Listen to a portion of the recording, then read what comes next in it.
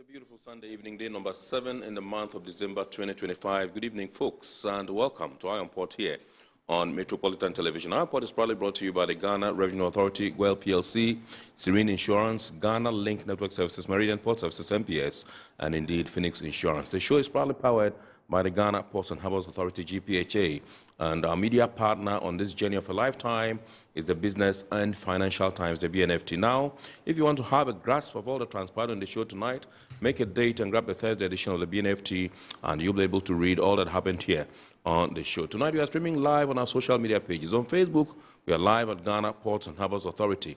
Ghana Ports and Harbours Authority. Still on Facebook, we are live at Port of Tema. And on YouTube, we are streaming live at Iron Port.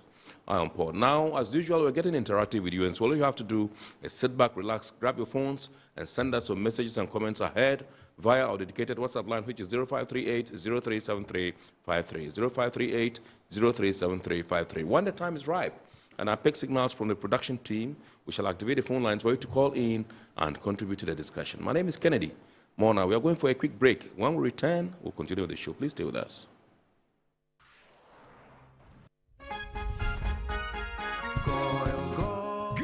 Energy brings you quality choices with Goil Super XP, available in many Goil stations nationwide. It is fortified with special additives that help your engine perform better and use less fuel.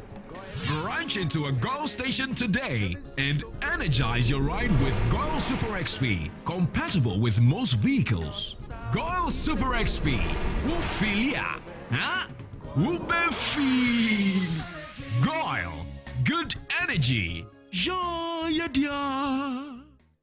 Electricity, then pay your taxes. Yeah. Our taxes, our future. Because you see, without our taxes, we wouldn't have good roads, good schools, better hospitals, street lights, and other very important social amenities. When we pay our taxes, we give our children free and quality education.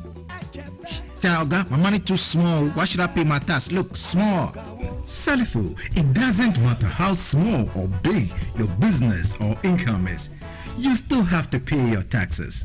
The little taxes from each and every one of us, when put together, could give your community clean water or that deprived school with tables and chairs. Please pay your taxes. It is your responsibility. It is your civic duty. It is the law. Welcome to today's edition of Serene Insurance Business News. We present to you Serena. You're right.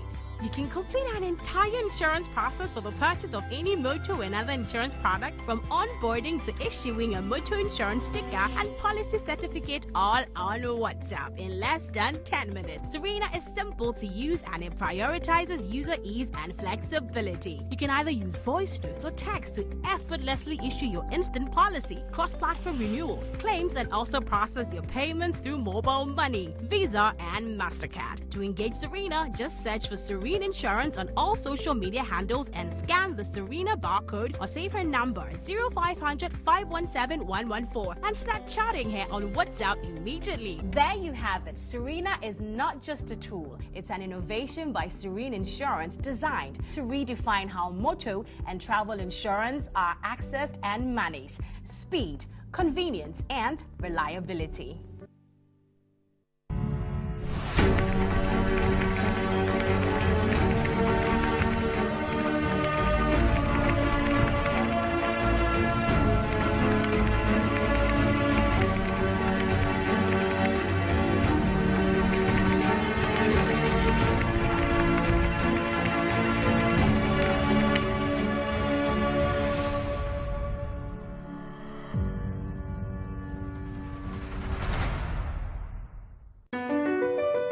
MPS Terminal 3 is Africa's new state-of-the-art container terminal at Tema Port.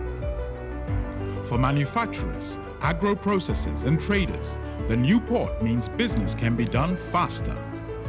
This infrastructure boost will improve Ghana's port handling capacity, connect more trading routes, and oil the engine of growth for the economy, creating greater opportunities across all sectors as Africa's markets merge and become the largest trading bloc globally. MPS, we connect, you thrive. At Phoenix Insurance, we make the unpredictable predictable and the uncertain certain with our range of products, including motor insurance, fire insurance, engineering insurance, marine insurance, accident insurances, and all types of bonds. We have you covered. We also support you with risk management advice to enable you stay focused on your business. Take a policy with Phoenix Insurance today. We help you rise from adversity stronger and more secure. Contact us on 0302-246319 or 0302-246644 or any of our branches, agencies, and brokers spread across the nation. You can as well connect with us on our WhatsApp chatbot. Efiba is waiting to assist you. Make the future predictable with Phoenix Insurance. Phoenix Insurance, a delightful service experience delivered with wisdom. All right, so welcome back. We are now going to take a look at happenings in the port and shipping industry over the last week by way of local stories. Please enjoy. The governor of the United States Virgin Islands, Albert Bryan Jr., has paid a working visit to the Ghana Ports and Harbours Authority, leading a 12-member delegation to explore new areas of cooperation between Ghana and the U.S. Virgin Islands. He was received by top management of the authority, led by the General Manager Engineering, Komla Ofori, who represented the Director General. The visit formed part of the governor's broader mission to deepen historical, cultural, and economic ties with Ghana, a country he described as central to the heritage of Africans across the Western diaspora.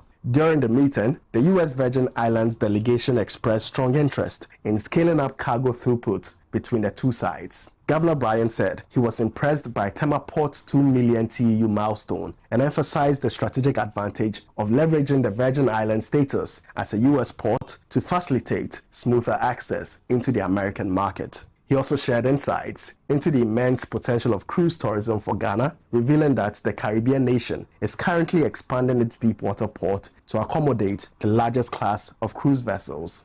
The GPHA management expressed appreciation for the visit and reaffirmed Ghana's readiness to explore partnerships in both maritime trade and cruise tourism development. Governor Bryan said more during an interview with Ion Port. One of the things that is amazing about the U.S. Virgin Islands is you heard a lot about the tariffs that are being imposed in the United States. Well, we're a U.S. port without any tariffs. We can waive your tariff totally. So before we had a 15% tariff on cocoa, we could bring that into the Virgin Islands, no tariff, grind it, refine it, and then move it to the United States as a U.S.-made product. That's tremendous savings for manufacturers as well as suppliers and more sales for Ghana. The other part about that is that we offered a tax incentive, much like the free trade zones of Ghana, where you don't pay income tax to the United States. So it's a great opportunity for people to do business and a great opportunity for us to link back with our roots here in Ghana. LCB Worldwide Ghana, in partnership with the Ghana Health Service, has held a stakeholder engagement in Accra aimed at reinforcing Ghana's biosecurity systems, especially across the country's seaports and other points of entry. The meeting was under the theme, Sustaining Ghana's Biosecurity, the Role of the Ghana Health Service, Disinfection Health Service. The engagement attracted broad representation from the maritime and trade ecosystem, including Ghana Institute of Freight Forwarders, Customs Brokers Association of Ghana, Food and Beverages Association of Ghana, the Importers and Exporters Association of Ghana, and Joint Association of Port Transport Unions Ghana, among others. Their contributions reflected a general endorsement of the ongoing disinfection program and even called for further fortification that cover the hinterlands to safeguard the country of disease-causing pathogens. I'm actually enthused about the fact that LCB actually does not decelerate clearance from the port. That is what I'm really enthused about it, because when you observe what goes on at various ports when the containers are exiting, they actually goes through seamlessly. And so that is a very good point. I will encourage that you maintain it. We know that they do the fumigation at the airport. And because that's why I mentioned that if the fumigation is not done our products are not received. I am here, most importantly, to explore the opportunity of strengthening the collaboration between gphaghana, which is the umbrella body for the transport unions operating from the ports of Ghana, with LCB, to see how we can also have a tracking sector-specific strategy as part of the broader national strategy of combating these biosecurity threats that may be facing us. The MNG said they have the capacity. It in as much as a year can port to assembly. One more tini a juma year all these years. If he said, I will place the call to Ghana buying. So only LCB for transit. Now omuntre wo majuma num. Na ebinka and tontom ewo ye cream. Na ebema Ghana yehon ayede atoye. A major highlight of the event was a presentation by Raphael John Mafo, former director of Port Health and now with LCB Worldwide Ghana. He unpacked the concept of biosecurity and detailed its relevance to Ghana's maritime operations. Fortunately for Ghana, during the COVID era, that was when LCB was in operations in the country. The whole Ghana, we closed our borders, the airport, but we never closed the seaport. Am I right? Yeah. So it was based on the fact that LCB was disinfecting all containers entering, all the vehicles entering. Nigeria closed their port, and they had to come in. At that time, I was at the airport. I was at the seaport. They came to learn how Ghana was doing, for which reason we have not closed the seaport. Adding to this was Fifi Boabeng Baden, lead for partnerships and programs at LCB Worldwide Ghana, who delivered a comprehensive presentation on the hidden dangers of global trade and highlighted the importance of WHO-endorsed biosecurity interventions such as LCB's nationwide disinfection activities at designated points of entry. All across the world, nation states of the world recognize the value of this service, and that's why 196 countries of the world have signed on to the WHO International Health Regulations to implement this. But it's not enough that LCB implements the service status. It's important that we maintain it and maintain it at the highest of standards. And that is why we are compliant with all the necessary ISO certifications to ensure that we are delivering value to the Ghanaian consumer. Chairing the engagement, Dr. Joseph Obeng, former president and council member of the Ghana Union of Traders Association, assured of his continued endorsement of this essential activity in Ghana's ports and added to calls for expansion. LCB Worldwide Ghana concluded its engagement with an assurance that improved equipment, upgraded monitoring systems, and strengthened protocols are being implemented to keep Ghana's disinfection regime responsive to evolving threats. If you are talking about those people who are very much comfortable with this exercise, then it's the trading community. Because these containers enter our home, our houses, and our children will be touching these containers, playing around it, the tiles and all that.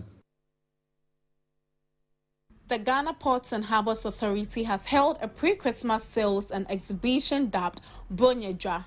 The week-long event was officially launched on Monday, December 1st, 2025 by the Director of Port of Tema, Tebon Zuma. The pre-Christmas sales and exhibition, which formed part of GPHA's tradition of fostering collaboration and appreciation among its staff and stakeholders, featured a variety of goods and services offered at discounted rates to commemorate the end of the business year. The initiative is an essential component of the authority's broader effort to strengthen internal consistency and support local vendors who collaborated with the port throughout the year.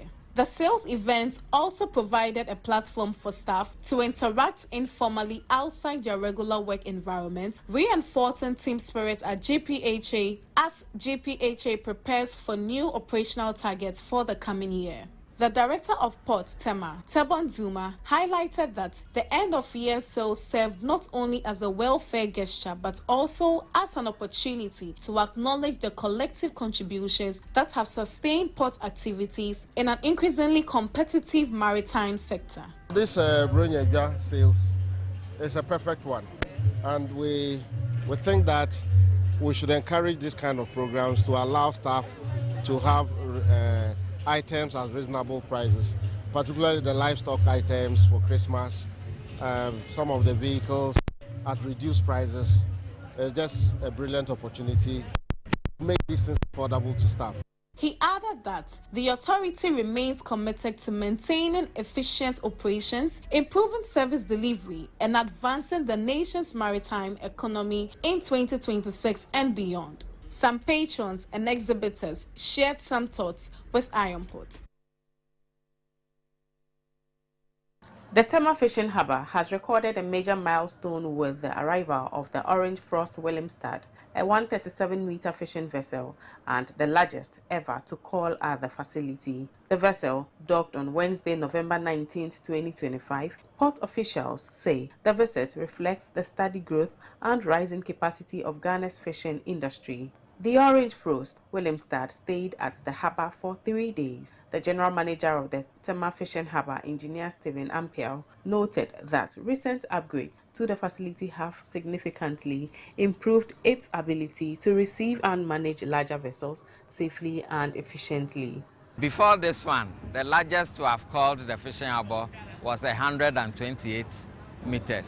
We are happy that with our infrastructure here, we are able to support such vessels, and we are so excited to host Orange Frost in the fishing harbour. Also speaking, Dockmaster at the Tema Fishing Harbour, Alfred Damley, said his team had prepared adequately ahead of the vessel's arrival, ensuring that all operational and safety measures were firmly in place. Since it's within the limit of 6.1, why not?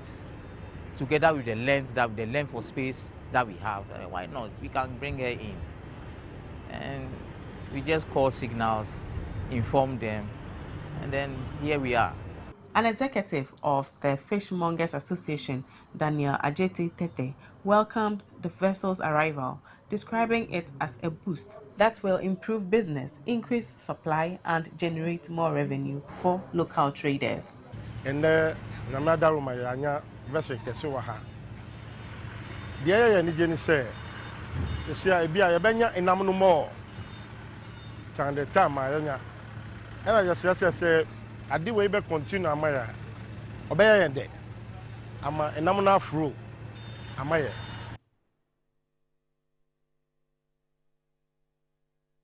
All right, so welcome back. Those were happenings in the port and shipping industry over the last week. We are now zooming to a discussion proper tonight. And tonight we're taking a look at agriculture and how to make it attractive to the youth of our country. And this comes on the heels of the celebration of the National Farmers' Day on the 5th, that was on Friday of December 2025, in which an 82-year-old man by name Openyi Abraham Kweku Edusei emerged winner of all the farmers in Ghana. He came up tops, and he was closely followed by Mr. Osman Kadri.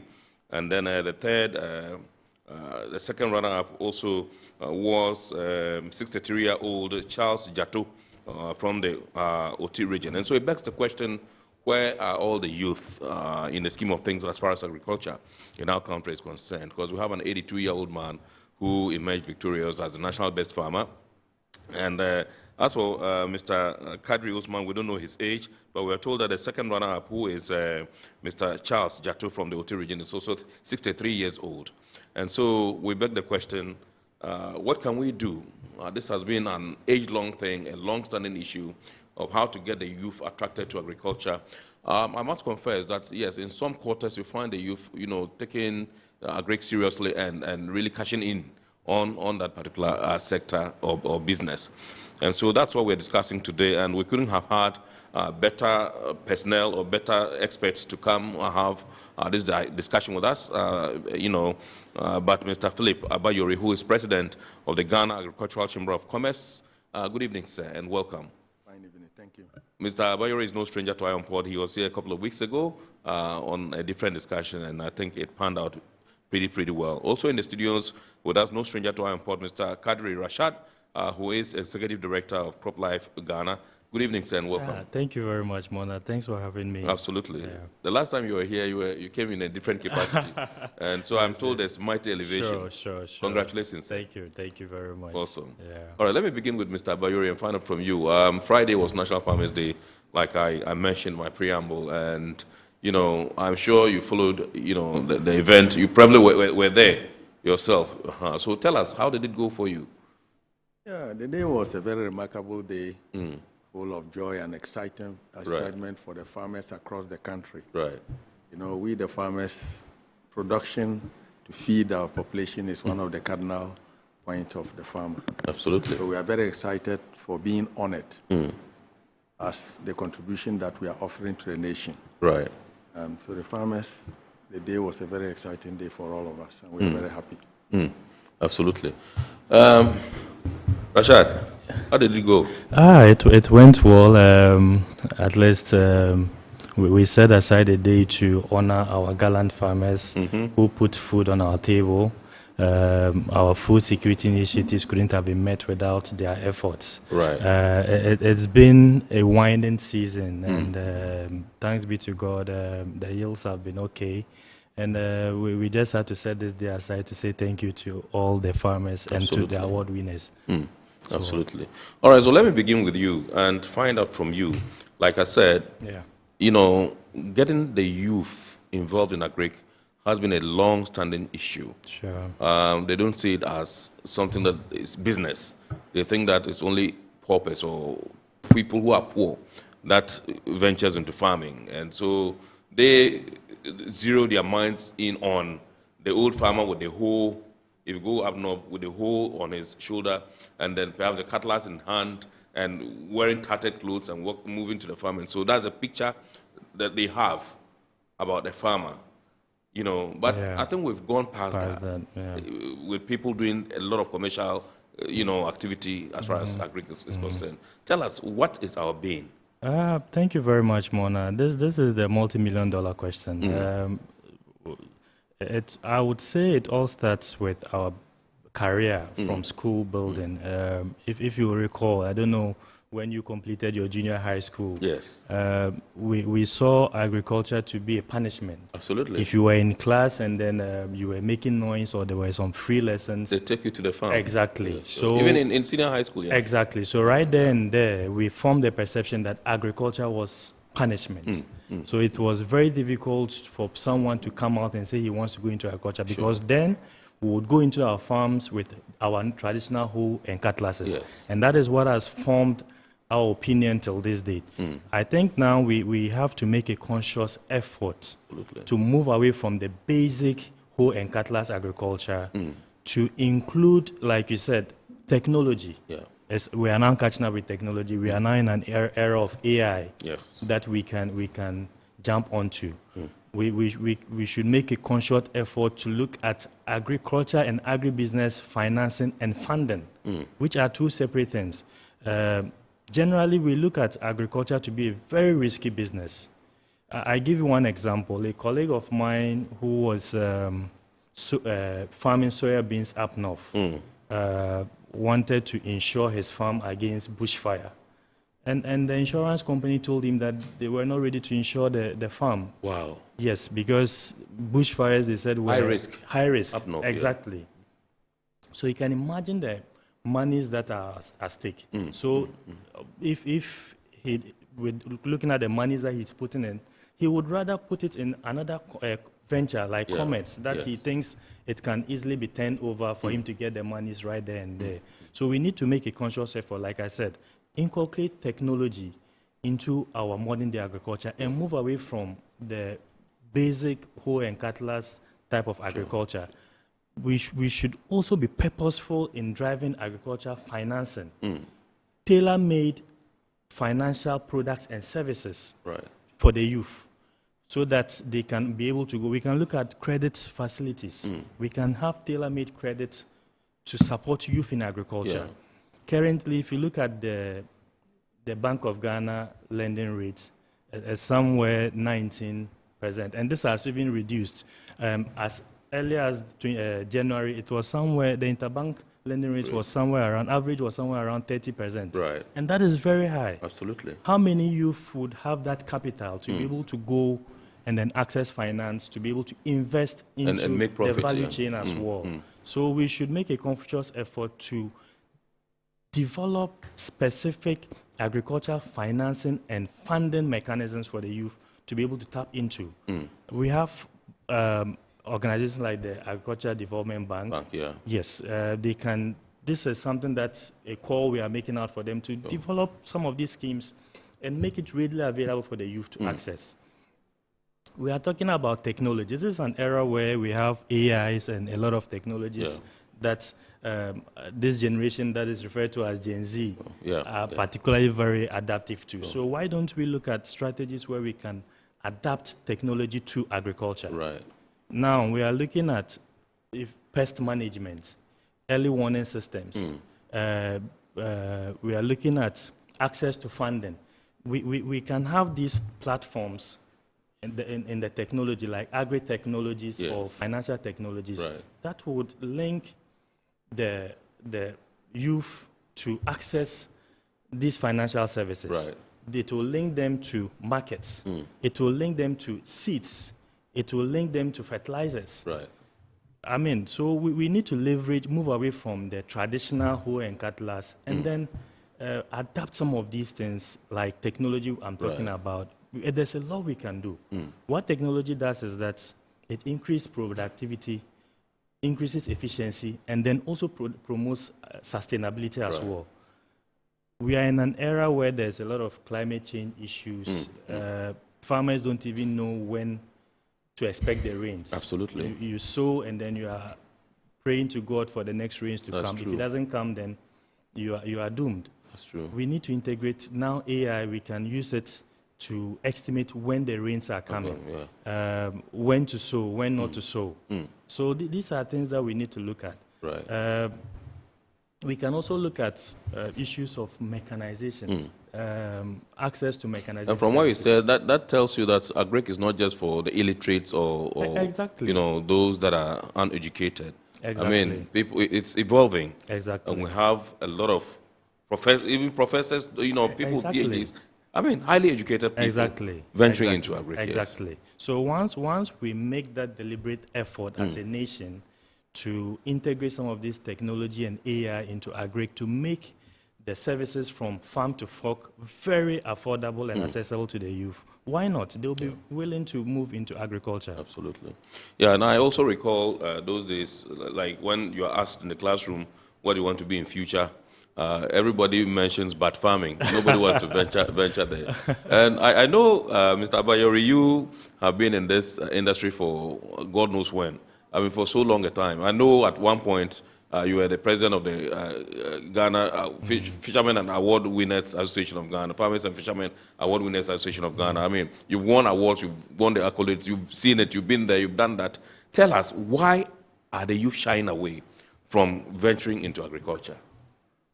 Yeah, I think some of the things he has mentioned, but you see, we have to structure our agricultural sector to give the youth a place. Right, okay. You know, we are generalizing agriculture, and our policy must be broken into pieces. In Ghana, for instance, we say, okay, we have about almost 60% of the population in agriculture, and about almost 70% of them are peasant or smallholder farmers. Sure, yes. Now, if we want to go back, which is very important because history will set us straight. Absolutely. Within the 60s, getting to the 70s, or even from generations, we have what we call family farms. And those are the indigenous people who are in agriculture for subsistence, to sustain their livelihood, primarily. Then came smallholder farmers who rent lands around to do productivity for also their livelihood, but for commercial gain. So they rent lands, They are not indigenous. So they rent your land for some years, they work on it, you share, and that kind of thing, which became a business. Yes. So primarily, you can see we have indigenous people who their hands are green, they are working. Can you get the microphone close to you? Their hands are green, and what they do is agriculture, farming. Yes. Then came commercial farming, where you have people who want to put their money into agriculture to make more money. And in even commercial farming, we have the large scale and the medium scale. Yes. So then the business starts. Now, we have generalized agriculture as one, so all our policy is agric. But because we are not segregated, it is very difficult for some people to fit themselves. I'll tell you that it has even become more expensive to be in agricultural sector as a farmer than before. Why? The catalyst and hoe that we are talking about even doesn't count again. Now you need to buy chemicals. Yes. Zero tillage. You spray the land to kill the grass. You spray to prevent weeds from coming and plant your crops. When the weeds even come, you attack the weeds with chemicals to make sure that you kill them. Yes. And apply fertilizers till you harvest. That is the current system generally being used. So now, those traditional farmers that are farming for subsistence don't have the capacity to buy these chemicals. The chemicals, yeah, that's true. You understand? So I think those are the people we are going around, LEAP is going around giving them money because we say they are within the poverty belt. Yes. Because we have driven them to the poverty belt because now they cannot, their hoe and catalyst, and they can't buy fertilizer, they can't do something, so they have to rely on, So this is the status of agriculture that we are operating. With the one who is a medium-scale farmer can buy the chemicals, he has a market he can sell. The commercial farmers too have access to market. He also has access to finance to be able to do. Now, if you look at this structure and say the youth should come in, where are they going to come in? Are they coming as smallholder farmers, family farmers, or they are coming as medium-scale farmers or large-scale farmers? Because you have not given the definition. In that case, how are they going to come in? You understand? They don't own land, and even if they do own land, you understand what I'm trying to say? Yes. Then how will they place themselves? Which support will they get to be able to come into the sector? Right. You understand? So all we need to do is that we need to redefine the sector. Look at the family, strengthen the family farms. Those are people who can never come out from agriculture. And I even think that government priority of subsidy should go to them. You understand? So that they become very strong in the community. And within that point, the youth can find themselves because the youth have technology, they are educated, they live in the communities. That's where those are their fathers. Yes. So then they will apply technology. They will be able to enhance that support that government is giving to them to upgrade and then come to basic farmers who have technology to drive agriculture. Yes. That is the basis. Because the land too is in the community. So you can start it in that particular mood. But if you look at the current situation, you need to go and borrow money, as you have said, at 30% or 33% maximum. Now, the base rate has come down. But if you borrow this amount of money and then go and put in agriculture, and somebody to borrow the same money and go to Dubai to go and buy mobile phone parts or China, he will arrive within 1 month. You sell out. And make his money. So we need to incentivize agriculture credit to ensure that if you are giving agriculture credit to us at 7%, you are not doing any bad. Because definitely we have a long gestation period. Some crops will take 1 year, 6 months to 1 year. And some, if it is horticulture, you can be talking about almost 5 to 7 years and etc. But we're just talking about basic crops that, I mean, for sustainable.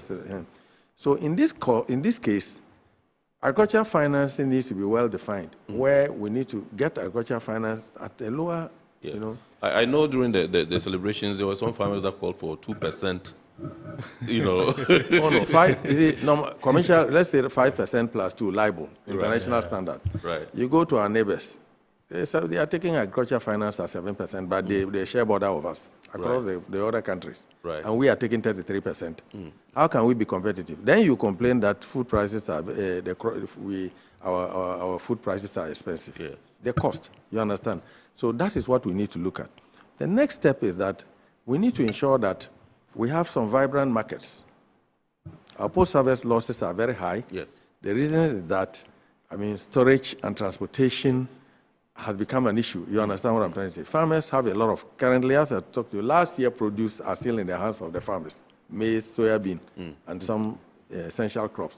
This year, their harvesting is still in their hands. Right. You understand what I'm trying to say? Definitely, there will be a lot of losses because the farmer originally shouldn't have been the one storing food. In some jurisdictions, the farmer produces, the moment he finishes, the produce are stored. You know, Right. somebody's job is to come and market them. I'm to produce, I finish. You weigh and carry it away, and then I start my work again. Here, the farmer is the one producing, he's the marketer, and he is everything. Yeah. You understand? Which we should try to decouple. To a point that if you can get the farmers producing and somebody is off-taking, automatic. It happened before some years ago when we were having food distribution. Yes. I'm a beneficiary because I was farming. The moment I finished producing, we also have rice mills. So you are sure the radio. Yeah, rice mills. There were rice mills dotted across the country. And so we have, the moment you produce your rice, they will come and weigh it in the farm. They carry it away. The farm gate, yeah. The bank that gave you the money will go to them and collect their money. You understand? When they calculate, they come and pay you. Wow. So I don't struggle for market. Yeah. My job is to produce. You know, things change after we had the economic recovery program, structural adjustment and program, PAMSCAT, program of action to mitigate the social cost of adjustment. Those programs destroyed our agriculture to a point that now government was not involved because some of these institutions which were off-taking were government institutions. Yes. Like food distribution, rice mills, and etc. So it now became that the farmer has to struggle, you understand, to be able to sustain himself and then also sustain the country. So we need to have a paradigm shift, a deliberate attempt to look at agriculture in 4 different phases. Look at the family farms, the smallholder farmers, the medium, and then the large-scale farmers. See where we place everybody, where government support will push, and where we make, some kind of systems very competitive for the commercial ones to be able to take their place. Agriculture is naturally one of the easiest places that one can fit himself and get gainful employment. Sure. Yes. Apart from crops, you have livestock, you have aquaculture, but all these are also feeding on crops because definitely you need feed. Absolutely. And the feed will come, so it's a kind of value chain. Yes. So we need to make a concerted effort to look at this. And if we do this, you imagine if we had people offering agricultural mechanization services across the country. We have transporters who will go and then transport. Yes. We have aggregators who will go and pick up this produce the moment they are ready to the warehouses. We have, you are getting people who are providing agricultural mechanization to offer, to gainful employment for people. Yeah. The transporters will also have gainful employment for people. Those who are storing, there's going to be a lot of employment, you understand. Then we have people who may add value, you understand. Processing to animal feed, processing to adding value for, other sources, Absolutely. You understand? So it will create a lot of big employment generation and also expand our economy. Right. And, give us a lot of food security and also expansion for export for foreign exchange. Absolutely. So we have some equivalent tax, but it's not a tax, it's just for us to reset ourselves and put things in the right perspectives, and the country will be good to go. Right. Yeah. And I think that we should be able to do this premised on the fact that we have the Ministry of Agriculture, and now we even have a Directorate of Agric at the presidency. Exactly. You know, and I think that these are some of the issues that they should be looking at. Sure. And Dr. Otukono. Yes. And I think that there are some steps because you see now we have Ministry of Trade and Agribusiness. So it means all the commercial and medium-scale farmers will decouple themselves and go to that side. Absolutely. While the Minister of Agri concentrate on their small family farms and then also the smallholder farms. And I think if we do that, I think we will be able to, bring the youth into agriculture very easily. Right. Because then government is concentrating in this, supporting this smallholder, including the family farms where these youth are from. They are from families. Yes. And those people who brought them to do agriculture are the people who cannot afford. So you don't expect them to be able to jump from their fathers and become farmers when their farmers in front are weak. When we support their fathers, they will take over from their fathers and do better than the fathers by applying technology. Absolutely. So that is what we need to do. I agree with you because, like you said, the recent glut in cereals has been a discouraging factor to most of us who are into farming. Like you said, even there's a backlog of cereals from last year to add to this year's. We have about 1.3 metric tons of cereals sitting in the warehouses and storage facilities. That is close to like 50 billion Ghana cedis worth of investment, and that is huge. Absolutely. And for the youth to see all these standing and then still want to yes, venture exactly. into, So these are things we really need to look make at. it attractive, Like we need to have a holistic approach. Now we have to move away from the production to look at the entire value chain. So we need to add value to whatever we are doing, because we are basically concentrating at the bottom, which is the production. Yes. There are a lot of opportunities in the value chain, post-harvest, processing and manufacturing, retail, and then commerce and all that. These are things that we need to expand on and then make businesses out of it, not just the production. And I still come back to my issue of technology. We can integrate technology into all these value chain activities so that it will be very simple for the youth to be able to adapt to. So a lot of times you see that even after the production, some of the middlemen even come in to take some of a lot of the monies, because they are those selling. Now, if you're able to engage on agriculture technology platforms, develop these platforms, I think there are a few of them that we can get on, then you have access to mechanization on it. Just on a click of a button, you can have access to mechanization.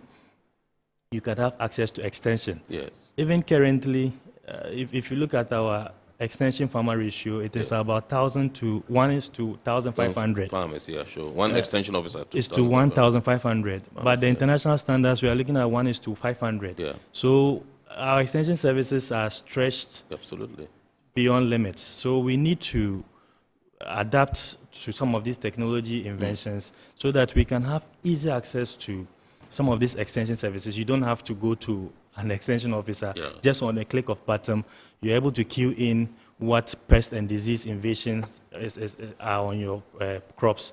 Then there and there you have solutions. Exactly. Then you're able to just tackle it there and there. And it makes agriculture very lucrative for the youth to. So we should look at it from the whole value chain approach. Recently, the President, His Excellency John Dramani Mahama, had cause to call on schools. I think that was during one of the celebrations, one of the senior high schools. He called on them, on the senior high schools, to establish farms, to go back to those days of establishing farms. Don't you think that's a good step towards encouraging the youth to venture into this field? Sure. Yeah, it is. I didn't want to take the wind out of your mouth because I became a farmer through that. Okay. Because once I was in school, we're learning, the tools were there. Right. So we use them to farm. So from there, I went out in the backyard where we bath, that water passed through. I did the farm behind. Right. And I got, on time. So once I was in school, I was farming. Right. So I know all the, and I became even one of the youngest award winner because of the knowledge. Because, the knowledge we got was a little above. You got it theoretically and you got it practically. So, I did very well in agriculture. So, it's a very good step and we should maintain it. Yeah. Not only for we should do it up to tertiary. Right. You understand? Where people can even have their leisure time. And that was one of the questions I was going to pose, whether we should tailor our syllabus and also establish faculties solely for agri in our tertiary institutions. And you see, there's a high demand for professional service in the agricultural sector, but we don't have. Right. Just like you have lawyers coming out from School of Law all the time. The last time I went to the program, I was very happy. We have many lawyers that have come, dressed very nice. I want to see agriculturists coming. We have agronomists coming out like that, farm managers. Do you know that if you are looking for a farm manager in Ghana to employ, you will not get? Wow. You can check and see. We're going to get. We're not talking about extension services. We're talking about trained farm managers. Wow. Where people who want to invest in agriculture can employ you. You do as I can employ you when I'm in a contractor. You are my manager to manage my work. That is something we are looking for. Wow. Train a lot of farm managers and put them there. Train a lot of agronomists where they offer private services. You understand? It's very important. Because people want to be employed, but their skills that they are having cannot give us any services. Limited skills, so upgrade these people and put them to us so that at least they can help us. We need a lot of agronomists. We pass extension. Extension is the knowledge given to us. But we need problem solving. Yes. You understand? Where you get agronomists, they know it all. You understand? Both in crop, then we look at engineers in agriculture. where agricultural mechanization, you understand, they will have their own system and tools. They can move to the field and offer services. If you need a fitter to go and do an agriculture, repair your tractor, it's very difficult. You understand? It shouldn't be. You understand? Because this is a sector that brings volumes, millions of, billions of cedis. Yes. So there is money there. That's why it is so. So if you can get the service there, you make some money. But we do not have. Yes. You understand? So it's something that we need to look at seriously to be able to create the environment that will allow that to happen. When that happens, then we know that even today, all the tipper truck drivers that are driving, the young boys, you see small boys driving, they are tractor operators. Yes. All are tractor operators now. To get a tractor operator to operate your tractor is a problem. Why should it be so? You understand? Train the tractor operators and put them out there. You understand? So that we can have thousands of them, so that they can run our machinery. Backhoe, what do you call those equipment that are in mind. The boys have run away and went there because, one, agriculture, as I said, if our cost is high, our cost of production is high, and our remuneration to our workers is lower because you cannot overpay. You understand? So we need, but if we have mass employment opportunities, if an operator leaves, another one will come. You understand? So that is where our weakness is. We don't have these people. We don't have enough agronomists. We don't have. You can't be an agriculture country without having so many agronomists that can run your country. You don't have a lot of tractor operators, well trained. You understand? You don't also have farm managers where they can manage farms. So that is something we need to do. And if we do this, you will start to reset the system to ensure that the agriculture sector will be more the youth will even be encouraged. Or he's going to meet a manager who will guide him and etc. You understand? We need that. It's a very so I think you have just identified a void that we need to fill. And the tertiary institutions, if they are watching, if you have vice chancellors, their registrars and all that watching, please, I know you need to, I would advise that you set up a faculty for agri. And then one of the courses you should study is farm management. Farm management. And agribusiness. Agribusiness. I went to court the other day. I went to court the other day, and I saw these young ladies and young men who are lawyers. I was very happy. Very young. You understand? And I say, yes, our country is doing something. They are very young, and they've got to that stage. It means they are going to do well. You understand? The way you have seen them and they've inspired you, I'll not be surprised if tomorrow you tell me that you are pursuing law. I'm just, you see, something, it's very impressive. Yeah, sure. Can we see some farm managers trained like that? You churn them out. That you are rolling out these farm managers. Even the employment opportunities you'll be offering for these people who say they don't have work outside this country. Sure. If you need a farm manager now, you need to go to South Africa or Kenya. I agree. You understand? And agriculture is a very, very lucrative. You can make some money. It's serious business out of it. You understand? We need irrigation agronomists. We need so many things are there. You understand?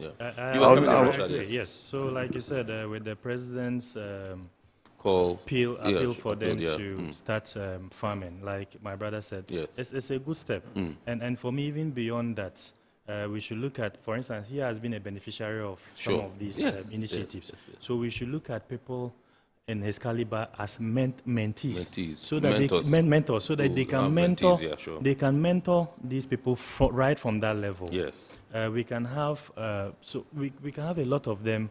Then even the national best farmers that we've just honored, the regional ones, the district ones, we can assign them to schools within their regions and districts. That mentor students. Exactly. We have done it before. Years ago, when I was the president of the Award Winners Association, we had a collaboration with the College of Agriculture and Consumer Science in Legon, and we're placing 60 students per year with the award winners. Wow. Today, some of the NGOs that you have, very vibrant agriculture NGOs you have in this country, they are managed by those students that we train. You trained. And that is fantastic. We enter, so I'm surprised. Sometimes I go, they say, I'm the boss here. I say, are you? And they were just attached to us. Wow. UST, next to Kwame University, too, they sent some students by the end of the year to do 1 year placement with the farmers before they will write their thesis and the farmer will recommend. That was happening. Wow. You see, but we're doing it with our own money. We cannot sustain it. You understand? And if it's continued, that we had some support today that we can place these students, we can place them. It's not out of place. We can place them across the country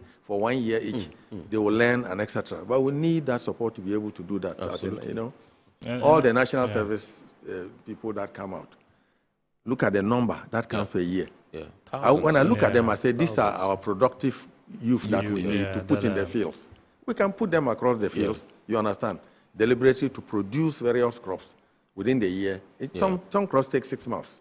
You understand? And they themselves will have interest because the money that will come out for them to see, nobody will tell them that they should do. I think there's some good news. My production team is telling me the boss of the National Service has intimated that when they were choosing their National Service, 50% of the applicants, 50% of the service persons chose agriculture. Wow. And so that's very good. Thing. Yeah, that's yes, very good. That is a good way that's to very, start. very good. Yes. Yes. That is a good point to start. There's something in agriculture. Sure. Yes. But, the knowledge that what I'm also calling for is that even we should also concentrate on the production. We should look at the entire value chain. Right.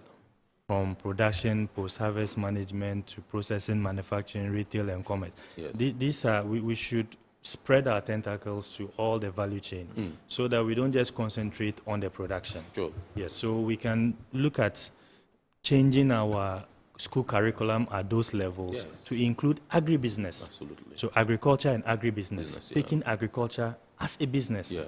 Then you learn the trading aspect of it, how to promote your products and all that. So we should also make a conscious effort to introduce it in our curricula and then include agribusiness as well. And that will be a good point to start. Absolutely. Absolutely. Awesome.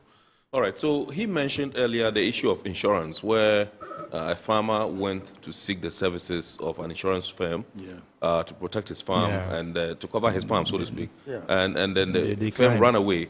They said they wouldn't do it because for me, as a layman, my initial inkling is that, okay, the thing is high risk. High risk. And so bushfires are predominant in that particular area, so they wouldn't venture. Agriculture is no more risky as I sit here today.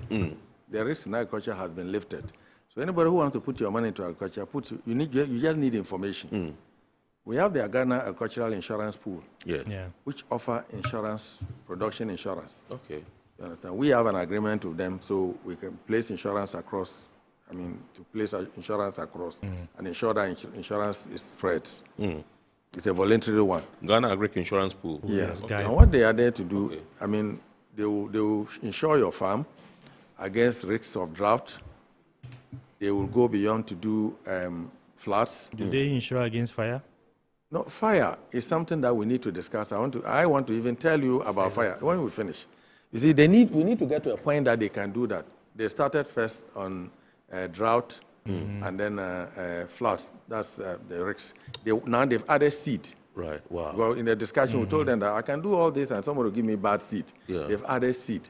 So they are add-ons. Each time when we make a good case, then seed was just added. You understand? Then they will add. Now fire, if we have to make fire as one part of it, then we need to, there will be some safeguard. You yourself,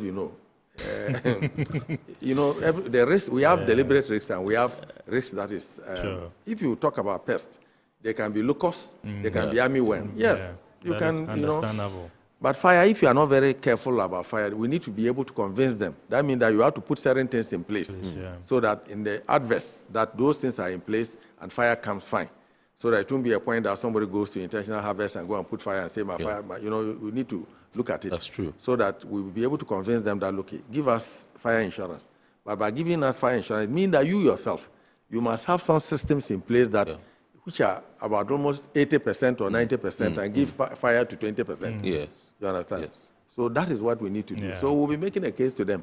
And then we'll see how they will add it. Because seed, we made a case, they've added. Because we say, we did everything. Now somebody give me a bad seed, it doesn't germinate. Okay, they say, okay, we insure the seed. That is where I have an issue, because with issues of seed, now we have biotechnology, where companies are developing seeds that are already drought resistant, pest resistant, or drought tolerant, pest resistant. Yes. So these are seeds that are already being manufactured in the laboratories to become drought resistant and pest resistant. So it makes it easier for the insurance companies to go ahead to even insure the seeds, because already these are biotechnology products.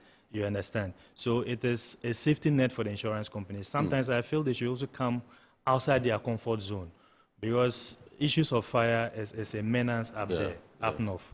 And that is where the challenge is. Yes. Weather and all those things, now we have technology that smart technology that you can easily predict even weather in the next 1 month, and then it would be near accurate. You understand? So I think the insurance companies too you need to engage They them can further. adopt Exactly. We'll talk to them. You know, I remember some years ago, we were asked to go and investigate why fire was burning sunrise in the north, or then in the upper east region. So a committee was set, and we went around to see why is all the time. Yeah. I don't want to disclose it, but for now, we need to really look at it, and then we've got to know why. You understand? So we need to talk to them and then see how they can add that. But I think they will be demanding that we put some safeguards. Is it those people that are chasing the bandicoots or those people that are smoking? that is another topic for us. We'll get there. Okay. Some were deliberate, you know. Okay. So, you know. But now we have technology. We have machines. You can create a buffer to clear around the farm. Yeah. You can cut and put water. Pump water around. Yeah, there's some kind of belt it will around cost the fence, money. so You understand? Because even for us now, we are moving away from the manual spraying of pesticides and fertilizers to drone applications. Okay. Yes. Wow. Yes. We are learning from countries like South Africa and Kenya that have a framework for drone applications. Wow. And Ghana, we are also trying to develop the framework for drone application for both pesticides and fertilizers. Right. What it does is that it makes it very cost effective, efficient as well. Now that we are preaching issues of precision agriculture, where you have to get everything right. Drone technology is coming in, and I'm sure that is something that the youth would want to get closer to embrace, because now you're not going to put the knapsack sprayer at your back and then walk in between your crops spraying. That even poses a lot of risks to chemicals, you, the human being and even an environment. So with the drone application technology coming in and then with the framework being developed in Ghana, we are trying to gather all the stakeholders like the Civil Aviation, the Ghana Environmental Protection Authority, the standards and regulatory bodies, so that we can have that framework, and then the guidelines will be out for adoption. Right. When that is done, it makes it easier.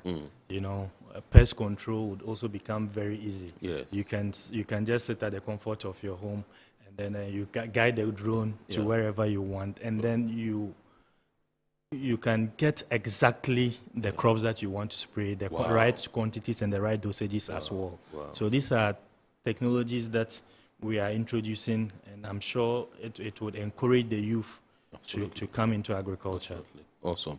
All right, this is our report here on Metro TV, and tonight we're taking a look at agriculture and how to get the youth to venture into this particular field, because it's a gold mine, but I think that we are not making the most out of it, particularly with the youth not fully and actively participating in it. And so that's the topic we're discussing tonight with Mr. Philip Abayori, who is president of the Ghana Agricultural Chamber of Commerce, and Mr. Kadri Rashad, executive director, CropLife Ghana. We're going for a quick break. When we return, we'll continue with the discussion. Please stay with us.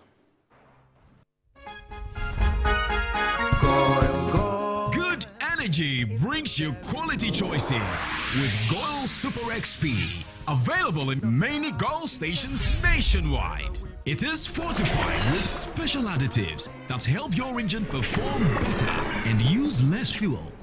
Branch into a Goil station today and energize your ride with Goil Super XP, compatible with most vehicles. Goil Super XP, Wufilia, huh? Wubefi. Goil, good energy. Yeah, yeah. Electricity, then pay your taxes. Our taxes, our future. Because you see, without our taxes, we wouldn't have good roads, good schools, better hospitals, street lights, and other very important social amenities. When we pay our taxes, we give our children free and quality education. Talga, my money too small. Why should I pay my tax? Look, small. Salifo, it doesn't matter how small or big your business or income is, you still have to pay your taxes. The little taxes from each and every one of us, when put together, could give your community clean water or that deprived school with tables and chairs. Please pay your taxes. It is your responsibility. It is your civic duty. It is the law. Welcome to today's edition of Serene Insurance Business News. We present to you Serena. You're right. You can complete an entire insurance process for the purchase of any motor and other insurance products, from onboarding to issuing a motor insurance sticker and policy certificate, all on WhatsApp in less than 10 minutes. Serena is simple to use and it prioritizes user ease and flexibility. You can either use voice notes or text to effortlessly issue your instant policy, cross-platform renewals, claims, and also process your payments through mobile money, Visa, and MasterCard. To engage Serena, just search for Serena Insurance on all social media handles and scan the Serena barcode or save her number 0500 517 114 and start chatting her on WhatsApp immediately. There you have it. Serena is not just a tool, it's an innovation by Serena Insurance designed to redefine how motor and travel insurance are accessed and managed. Speed, convenience, and reliability.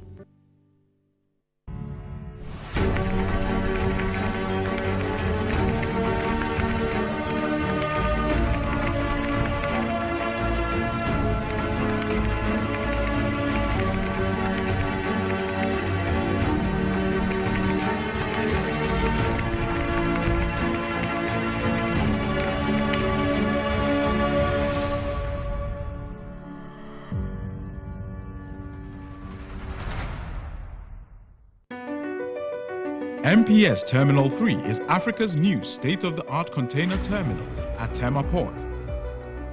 For manufacturers, agro-processors and traders, the new port means business can be done faster.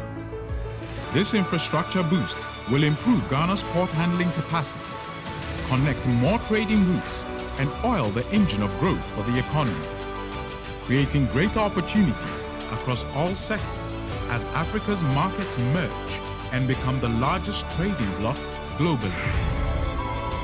MPS, we connect, you thrive. At Phoenix Insurance, we make the unpredictable predictable and the uncertain certain with our range of products, including motor insurance, fire insurance, engineering insurance, marine insurance, accident insurances, and all types of bonds. We have you covered. We also support you with risk management advice to enable you stay focused on your business. Take a policy with Phoenix Insurance today. We help you rise from adversity stronger and more secure. Contact us on 0302 246319 or 0302 246644 or any of our branches, agencies, and brokers spread across the nation. You can as well connect with us on our WhatsApp chatbot. Efiba is waiting to assist you. Make the future predictable with Phoenix Insurance. Phoenix Insurance, a delightful service experience delivered with wisdom. All right, welcome back. This is our Import here on Metropolitan Television, and tonight we're taking a look at agriculture vis-a-vis the youth and why the youth are not involved in agric in our country and why it is important for them to join the bandwagon and treat agric as business and really serious business. With us in the studios, Mr. Philip Abayori, who is President, Ghana Agricultural Chamber of Commerce, and Mr. Kadri Rashad, Executive Director, CropLife Ghana. Now, let's take a look at... Yeah, okay, so let's, I've been told we can activate the phone lines. The number to dial will be shown right on your screen. It's 024583490, 024583490. You can call in, that's right here on your screen. You can call in and contribute to the discussion. We shall also be sharing your messages with the rest of the world. But I just wanted to take a look at the issue of the glut once again. Now we have all these areas and all that. What's happening to exports? Yeah, you know, some of the crops are restricted. Government is restricting the exports of maize, soybean, and etc. And so that is one of the issues. So I think that we need to have a discussion. Maize and soybean. Yeah. Okay. Where there should be a quota. Yes. For us to be able to push some of the produce out. Because you see, it's a little discouraging that the farmers will produce for 2 years and we have the stock. Yes. And then we also have to pay our debt. And they've been prohibited from exporting to make money. Because, so we need to be able to open a channel. You see, we need to, if you look at our off-taker system in agriculture, it is not well placed. But I think it's high time that we should have people registered that, look, we are people who will buy local produce and store. Noted. Right. Just like we have importers. Look at the warehouses in Tema and in Accra, across the country. The imported rice have where to sleep, maize, you understand? I mean, whatever they are importing. So we need to also have that. In other countries who are around us, the farmers have even that capacity. Right. You understand? You can also assist the farmers for us to have the capacity to be able to gather this. You see, the good news is that these challenges we are facing shouldn't have even been an issue at all. You know that we have the Ghana Agricultural Exchange. Yes. I only know about the Ghana Commodity Exchange. Ghana Commodity Exchange. Yes. Now, it is through these issues of farmers' produce not being sold, glut, and etc., that after we got agricultural insurance, you know, we advocated for it when I used to be. So we got agricultural insurance pool. Right. We got the agricultural, what we call a commodity exchange at the same time. Yes. Okay. Why? We realized that we have mitigated the risk, but we need a market. Yes. And the exchange will provide a platform where if we produce, we can put the produce in warehouses, take sheets from them and go to bank. We can borrow a little money to start work while they take time to sell. Right. You understand? I think that must function. If that was functioning very well, this issue of we having problem last year produce will not be there. Because they would have sold in advance, or they will look for the market. It's their job. You understand? So we need to have another, meeting. We need to meet deliberately and know why that is not happening, so that we try to find a way to resource them. If it is resources or whatever, it's collaboration, which is not there, so that we can collaborate effectively for us to be able to do this. You understand? It shouldn't have been a problem. The government has to go and raise 100 million. That money government has raised cannot buy anything. It's just a drop. It is a drop. It cannot, because let me tell you, what the farmers are holding. In excess of 1.3. It's more than that. Yes, you in understand? excess. It's a lot of money. Yes. You understand? And this, if you look at this, the second season, the yield will be very high. Right. We are going to have more yields again. Yes. After harvesting. So it will be an issue. We don't want our farmers to be discouraged. So I think we need to find out from them. Why are they not having the warehouses? Are they not able to convince us to put our produce? What is the challenge? So that we all look at it and be able to do that. So that at least we ease distance from the farmers and then it will turn to paper. You understand? Where banks will be ready to at least advance some money again, waiting for sales to be done. In those warehouses, I think they'll be able to keep the produce very well because they have expertise. The produce will not go bad. So that is something I think we need to look at. I agree with you. So with those gluts, so I think 2-3 years ago, we had a drought, which is a sharp contrast to what we're having now. Yes. And when the drought happened, then we're now looking at food security issues, concerns. And that is where the export ban came. Then, fortunately, with government interventions, with the fertilizer programs and government programs, we were able to produce more last year and then this year. And that is where the glut has come. So, and I agree, temporarily, government can raise the ban on the exports. Yes. The ban on exports. Yes. Hold it there. When we come back, you continue from there. But I'm told we have Kote calling us from Accra. Good evening, sir. Mr. Kote, good evening, sir. Good evening, boss. Absolutely great. Please shoot. Please. My name is Katya Alfred. Okay. Please go ahead. All right. Please, I would like to make a little contribution. Yes, I'm also in the space. And our business is also running both aggregation, transportation, and even semi-processing. We have applied for buffer stocks. We paid the amount of money, 10,000 Ghana cedis. And we were told that, look, there is no need, you are going to be giving the contract now because there are many people in the line. But I believe strongly that many people have had contracts where those people are not in real-time business within the space. Do you get it? Some of us are working directly with the farmers, rice farmers, maize farmers, soya bean farmers, and what have you. And those that we are working with, the farmers, they are counting on us. But we don't get the deal. or we don't get opportunity to offtake from the farmers and bring to government. But some people get a contract and they sell the contract out. I see. So who is being shortened here? Are you able to substantiate that they actually sell the contracts out? Oh, master, I've been in the business for about 17 years now. Somebody told somebody that bring 50,000 cedis and will give you a contract. I see. Do you get it? There is one other aspect I would like to put before you about the excess produce. Yes. You see, government cannot give out 300 million for buffer stock to buy those produce. I think the best thing government can do is to connect ADB, GCB, or any other government-related financial entity where government will give guarantee or that assurance for entities like ours to get those financial capabilities or liquidities from the bank. So that we, those who are having the warehouses, they can come and inspect. My warehouse can take 30,000 bags of 50 kg grain. So if there is that facility for me at a reduced rate or no interest or single-digit interest, at least we can aggregate and put in our warehouses.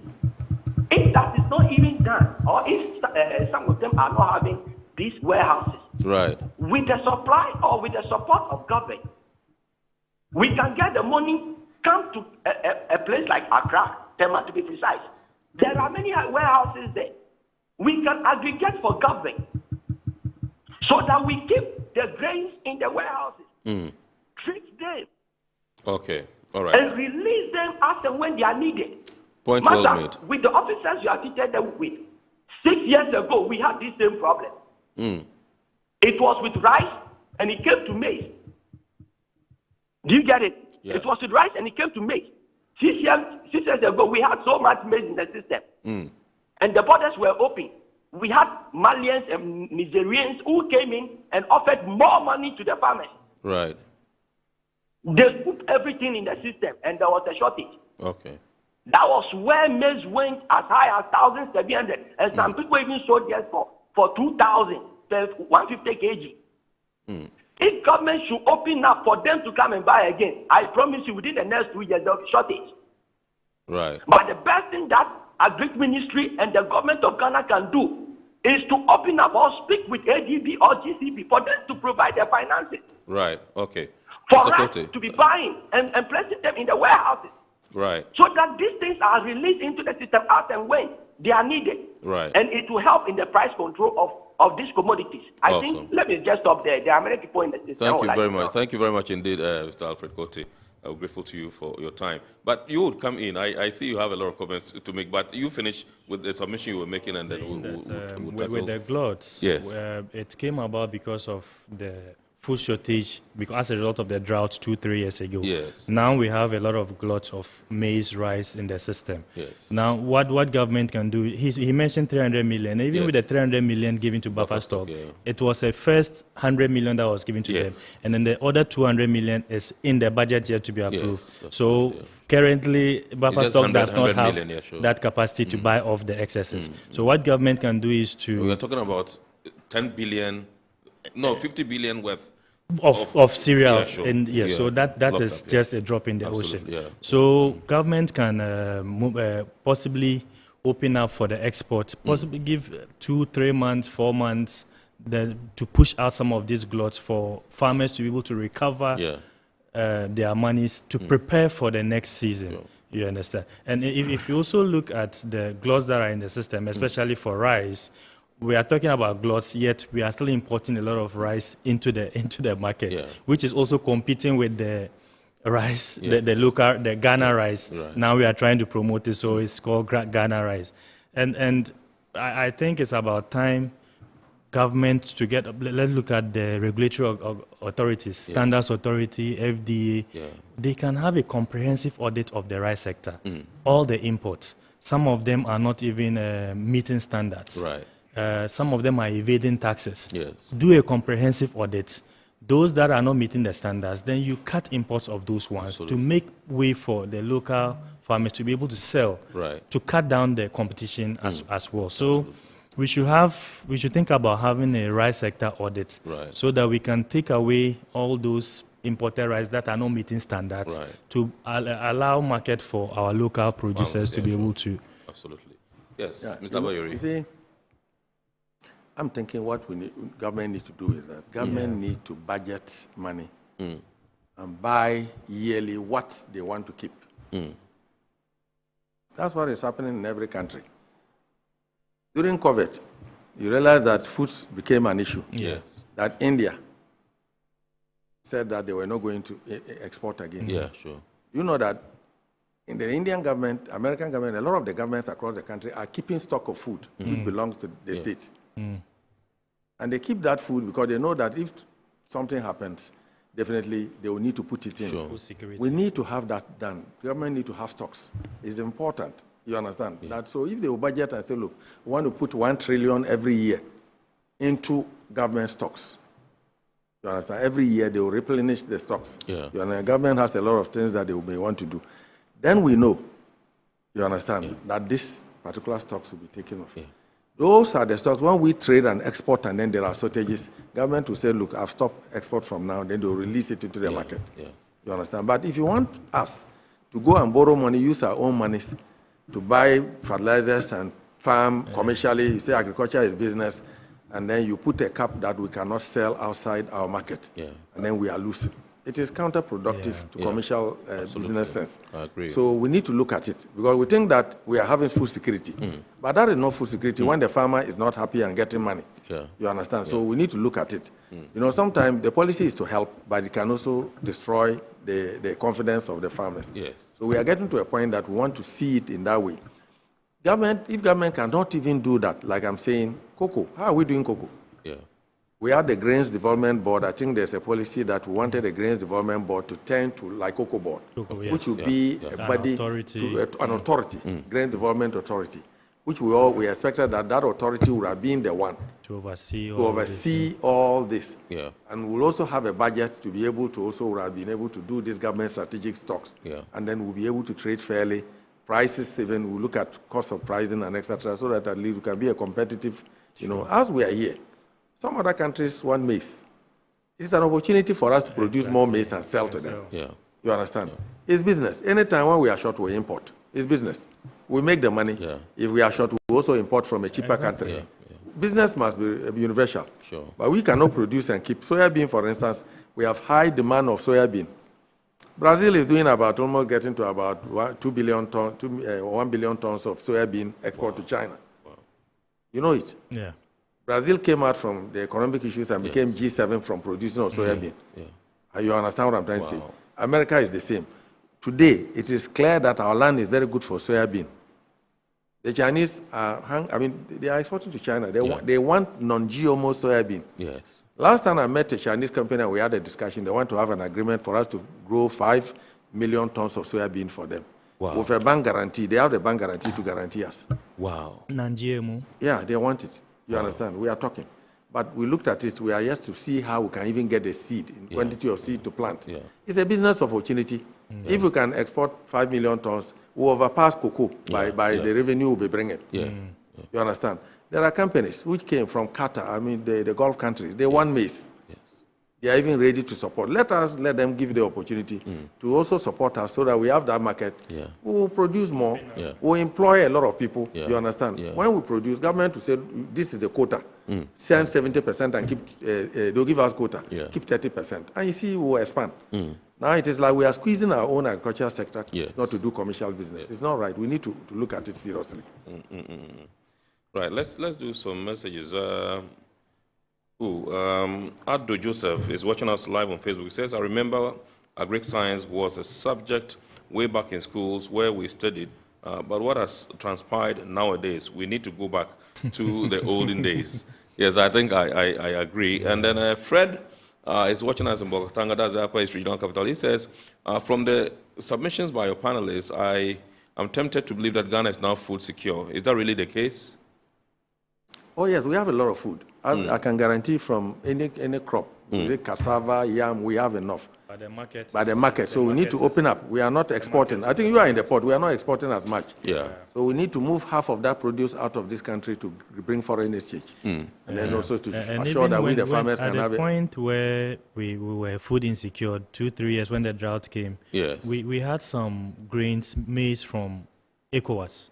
They were borrowed some relief maize, quantities of maize. So I think this is an opportune time for us to also buy off the maize in the market and then repay our debts. Right. You know, so government has to make a conscious effort in doing some of these things. All right. Haruna is watching us in Nungwa. He says, good evening, Mr. Host and your panelists. I want to suggest, he says, I want to suggest that the cost of inputs is also high and one of the issues affecting farmers. What does your panelists have to say about this? So with cost of inputs, I will take it from my perspective. In the past 2-3 years, we have been making calls to government to review the Exemptions Act. So now what is happening is that if you are bringing, before 2022, if you are bringing in imports of agric inputs into Ghana, you are exempted from paying duty. So it made the cost of importation very low, and then we translated to lower prices of inputs. Now in 2022, the Exemptions Act was reviewed. That is the 1083. Now you have to pay the full duty, and it's just the VAT components that have been taken off. Right. But the major component is the duty, which has made the cost of importation of agric inputs, seeds, fertilizers, pesticides, and all other inputs very high, because you are now paying the full complement of the duty. And what it means is that if you bring in these containers or these inputs, you are going to pay the full component, and then you transfer the cost to the farmers. So we've made calls to government to review the Exemptions Act to take away the duties on inputs, so that the prices would come down as much as possible for farmers to access. Awesome. All right, I think we have barely 2 minutes to wrap up. Mr. President, let's have your take on the cost of inputs. I know you were at some point also into inputs. You used to sell big, inputs. Tell us. You know, cost of inputs, I'm saying that we need to get to a point that we do some of the inputs ourselves here.